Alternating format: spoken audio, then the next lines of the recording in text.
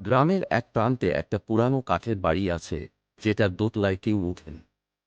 গ্রামের লোকজন বলে, রাতে বাড়ির কাঠের সিঁড়িতে একটা ভূত হাঁটে, যাকে তারা সিঁড়ির মানুষ বলে। কথিত আছে, অনেক বছর আগে বাড়ির মালিকের মেয়ে নীলা দোতলার একটা ঘরে রহস্যজনকভাবে মারা যায়। তার মৃত্যুর পর থেকে রাতে সিঁড়িতে পায়ের শব্দ শোনা যায়, ঠকঠক, যেন কেউ ধীরে ধীরে নামছে। যারা শব্দ শুনে সিঁড়িতে ওঠে, তারা আর নিচে নামে না। রিফাত শহর থেকে গ্রামে এসে এই গল্প শুনল। এসব ভূতের গুজব বলে সে এক রাতে বাড়িতে ঢুকল, হাতে একটা টর্চ আর মোবাইল। রাত বাড়তেই সিঁড়ি থেকে শব্দ শুরু হলো, ঠক। রিফাত টর্চ জ্বালিয়ে সিঁড়ির দিকে তাকাল। কেউ নেই, কিন্তু শব্দটা কাছে আসছে।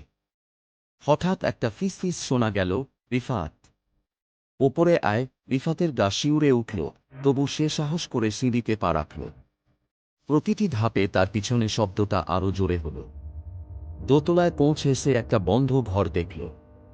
দরজার ফাঁক দিয়ে একটা ফ্যাকাশে মুখ তাকে দেখছে, চোখ শুধু সাদা, মুখে অদ্ভুত হাসি।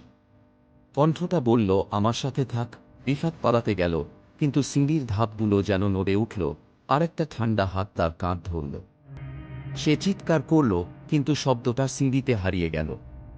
সকালে গ্রামের লোকজন বাড়িতে গিয়ে রিফাতের টর্চটা সিঁড়ির নিচে পড়ে থাকতে দেখল। দোতলার ঘরের দরজা বন্ধ, কিন্তু ভেতর থেকে দুটো পায়ের শব্দ, ঠক। গ্রামের বুড়িরা বলে, সিঁড়ির মানুষ যাকে ডাকে, সে সিঁড়ির অংশ হয়ে যায়। এখনো রাতে বাড়িতে নীলার সাথে আরেকজনের পায়ের শব্দ শোনা যায়, আর কেউ কেউ বলে, সেটা রিফাতের।